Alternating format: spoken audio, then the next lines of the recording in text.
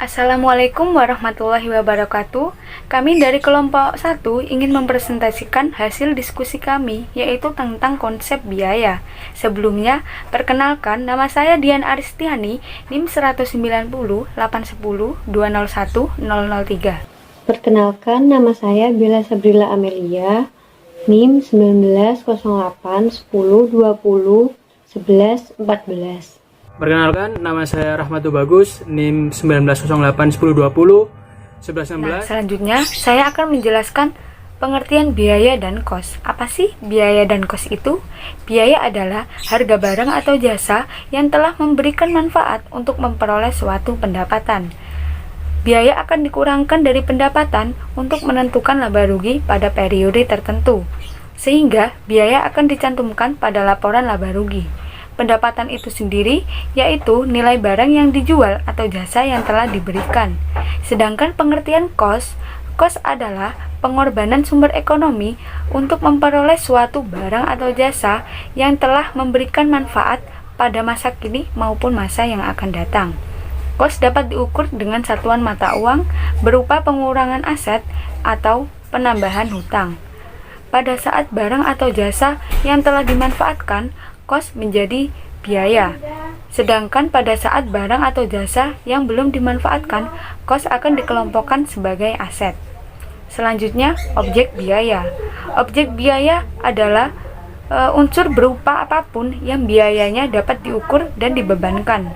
Objek biaya berupa produk, pelanggan, departemen, aktivitas. Misalnya, sebagai contoh, saya ingin menentukan suatu biaya HP atau laptop. Maka objek biayanya itu HP atau laptop itu sendiri. Demikian juga ketika saya ingin menentukan suatu biaya yang dikonsumsi oleh aktivitas, maka objek biayanya itu aktivitas. Selanjutnya saya akan menjelaskan aliran biaya pada perusahaan manufaktur. Ada 6 akun aliran biaya pada perusahaan manufaktur. Yang pertama bahan, kedua tenaga kerja, ketiga overhead pabrik, keempat barang dalam proses, kelima barang jadi, dan keenam harga pokok penjualan. Yang pertama bahan. Sebelum melakukan produksi, perusahaan terlebih dahulu menyediakan bahan, baik bahan baku maupun bahan penolong. Akun bahan didebit pada saat bahan dibeli, akun bahan dikredit pada saat bahan diproduksi. Misalnya, pada PPT itu dijelaskan perusahaan membeli bahan sebesar 300.000 dan menggunakannya sebesar 200.000. Jadi sisa bahan yang belum dipakai sebesar 100.000. Maka 300.000 dikurangi 200.000 adalah persediaan bahan pada akhir periode. Sedangkan bahan yang digunakan sebesar 200.000 itu tadi dimasukkan pada elemen barang dalam proses. Yang kedua, tenaga kerja. Bahan diolah oleh tenaga kerja menjadi barang jadi. Tenaga kerja yang mengolah meliputi tenaga kerja langsung dan tenaga kerja tidak langsung. Biaya tenaga kerja didebit pada saat tenaga kerja digunakan. Biaya tenaga kerja dikredit pada saat tenaga kerja itu didistribusikan. Misalnya, sebesar 250.000 adalah biaya tenaga kerja. Sedangkan 150.000 adalah biaya tenaga kerja langsung, sehingga dimasukkan dengan mendebit biaya barang dalam. Overhead pabrik. Overhead pabrik yang sesungguhnya terjadi dicatat oleh perusahaan dengan mendebit biaya overhead pabrik yang sesungguhnya. Biaya overhead pabrik yang dibebankan ke produk adalah biaya yang ditentukan berdasarkan tarif, sedangkan biaya overhead pabrik yang dibebankan ke kredit pada waktu pembebanan overhead terhadap produk dilakukan. Biaya overhead pabrik yang dibebankan dicatat dengan mendebit barang dalam proses. Misalnya, 150.000 adalah biaya overhead pabrik yang sesungguhnya dan 100.000 adalah biaya overhead pabrik yang dibebankan ke produk. Keempat, barang dalam proses. Akun barang dalam proses berjumlah 450.000 yang meliputi bahan, tenaga kerja, dan overhead pabrik. Jumlah ini menggambarkan nilai barang yang sedang dalam proses. Pada akhir periode, jumlah barang jadi yang sudah selesai sebesar 300.000.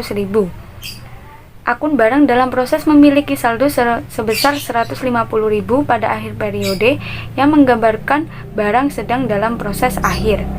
Lalu sebesar 300.000 dikelompokkan ke bagian barang jadi.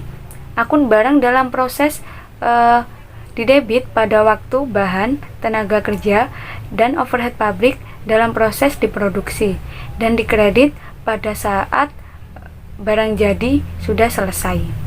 Yang kelima, barang jadi. Akun barang jadi sebesar 300.000. Jumlah ini berasal dari pemindahan barang dalam proses yang sudah selesai. Namun, dari jumlah sebesar 300.000 tersebut, terjual barang senilai 250.000 sampai akhir periode.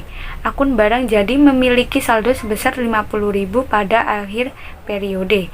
Akun barang jadi yang didebit pada waktu barang jadi sudah selesai diproduksi dan dikredit pada waktu barang sudah terjual. Keenam, harga pokok penjualan. Akun harga pokok penjualan memiliki saldo sebesar 250.000. Jumlah ini menggambarkan nilai barang yang sudah terjual pada suatu periode. Akun harga pokok penjualan didebit pada waktu terjadinya penjualan. Selanjutnya, saya akan menjelaskan tentang penggolongan biaya. Nah, penggolongan biaya itu diperlukan untuk memberikan informasi biaya yang berbeda untuk melayani kebutuhan manufaktur yang berbeda pula. Nah, penggolongan biaya itu ada 5 macam, yaitu hubungan biaya dengan produk. Yang kedua adalah hubungan biaya dengan volume kegiatan. Yang ketiga, elemen biaya produksi. Yang keempat, fungsi produk perusahaan. Dan yang kelima adalah hubungan biaya dengan proses manajerial. Selanjutnya, saya akan membahas tentang hubungan biaya dengan produk. Biaya sangat erat hubungannya dengan produk yang dihasilkan oleh sebuah perusahaan.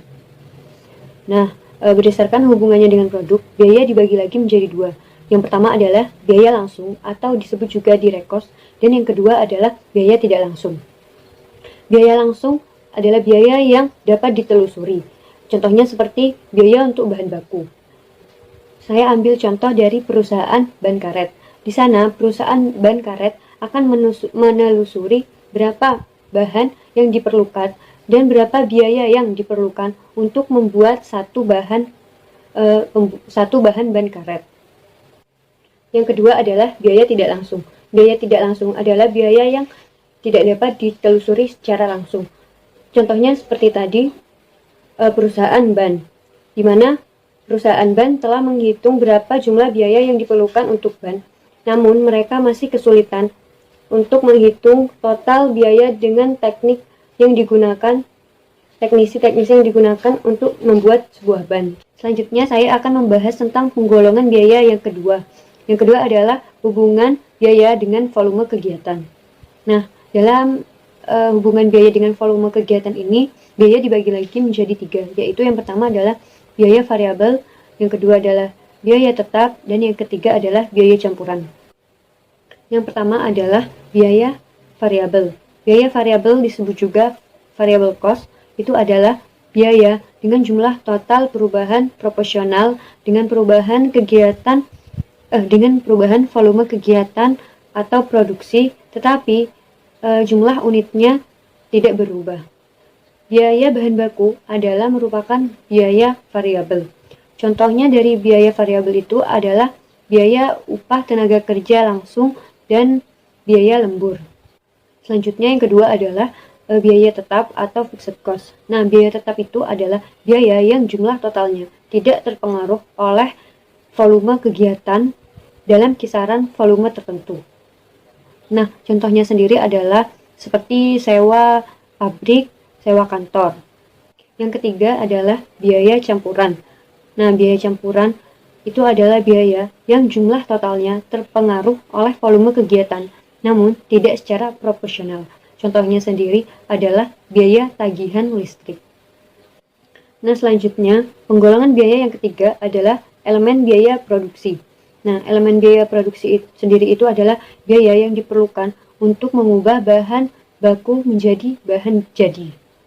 Bila biaya digolongkan berdasarkan elemen biaya produksi, maka biaya dibagi menjadi 3, yaitu biaya bahan baku, biaya tenaga kerja, dan biaya overhead pabrik. Yang pertama adalah biaya bahan baku atau disebut juga raw material cost. Biaya bahan baku adalah besarnya nilai bahan baku yang dimasukkan ke dalam proses produksi untuk mengubah bahan baku menjadi barang jadi. Saya ambil contoh dari pembuatan buku. Di sana kita memerlukan sebuah kertas, tinta, dan sebuah benang untuk disusun menjadi sebuah buku. Yang kedua adalah biaya tenaga kerja. Biaya tenaga kerja adalah biaya untuk menggunakan tenaga kerja dalam melakukan proses produksi. Nah, biaya tenaga kerja sendiri ini dibedakan menjadi dua, yaitu biaya tenaga kerja langsung dan biaya tenaga kerja tidak langsung. Yang ketiga adalah biaya overhead pabrik. Nah, biaya ini adalah biaya yang digunakan oleh pabrik selain biaya bahan baku, biaya tenaga kerja langsung maupun tidak langsung, dan biaya penolong. Saya akan melanjutkan penjelasan mengenai penggolongan biaya. Yang keempat yaitu fungsi pokok perusahaan. Berdasarkan fungsi pokok perusahaan, biaya dapat digolongkan menjadi 3, yaitu biaya produksi. Biaya ini meliputi biaya tenaga kerja, biaya bahan baku, dan juga overhead pabrik. Yang kedua yaitu biaya administrasi dan umum. Biaya ini muncul dalam rangka menjalankan dan mengendalikan perusahaan untuk memproduksi barang jadi. Biaya tersebut meliputi biaya gaji pegawai, perlengkapan, dan juga utilitas. Yang ketiga ada biaya pemasaran. Biaya pemasaran ini muncul karena usaha perusahaan untuk memasarkan produk atau jasa yang telah dibuat. Jadi biaya ini meliputi biaya gaji pegawai, biaya pemasaran, dan juga biaya iklan. Selanjutnya penggolongan biaya yang kelima yaitu hubungan biaya dengan proses pokok manajerial. Ada beberapa istilah biaya dalam rangka menjalankan fungsi pokok manajerial ini. Yang pertama yaitu biaya standar, biaya aktual, biaya terkendali, biaya tidak terkendali, biaya komitan, biaya diskresioner, biaya relevan, dan biaya kesempatan. Selanjutnya penjelasan mengenai metode penentuan dan pengumpulan harga pokok produksi. Yang pertama, metode penentuan merupakan sistem untuk mengalokasi biaya ke produk dengan menggunakan perhitungan biaya. Dasar biaya yang digunakan ada 2. Yang pertama, biaya sesungguhnya dan biaya standar. Untuk biaya sesungguhnya, biaya produksi dikumpulkan pada saat terjadinya. Namun pelapornya ditunda sampai kegiatan produksi dalam periode akuntansi selesai dikerjakan. Sedangkan untuk sistem standar, biaya produk operasi dan juga proses dihitung berdasarkan unit dan tarif yang telah ditentukan sebelumnya. Yang kedua yaitu biaya penuh dan juga biaya variabel. Biaya variabel merupakan penentuan biaya produk dengan cara menjumlahkan semua unsur biaya variabel maupun biaya tetap. Sedangkan untuk biaya variabel, penentuan biaya dengan cara hanya memasukkan biaya variabelnya saja. Selanjutnya, metode pengumpulan merupakan penentuan biaya yang telah dibahas, dapat digunakan untuk penentuan biaya pesanan dan juga biaya proses. Untuk biaya pesanan merupakan di mana biaya yang dikumpulkan untuk setiap pesanan atau kontrak atau jasa secara terpisah, dan untuk setiap pesanan atau kontrak atau jasa identitasnya dipisahkan. Metode ini cocok apabila produk dalam suatu departemen bersifat heterogen dan dapat mengidentifikasi hubungan antar biaya dengan produk. Saya ambil contoh yaitu perusahaan percetakan, perusahaan mebel, dan perusahaan kontraktor. Selanjutnya, biaya proses merupakan penentuan biaya dengan cara mengumpulkan biaya berdasarkan proses produksi. Perusahaan yang bekerja berdasarkan proses meliputi perusahaan yang produknya bersifat homogen atau perusahaan yang produknya tidak perlu dibedakan berdasarkan unitnya. Saya ambil contoh yaitu perusahaan penerbangan dan perusahaan kereta api. Mereka menggunakan metode proses untuk menentukan biaya per penumpang dan per kilometer.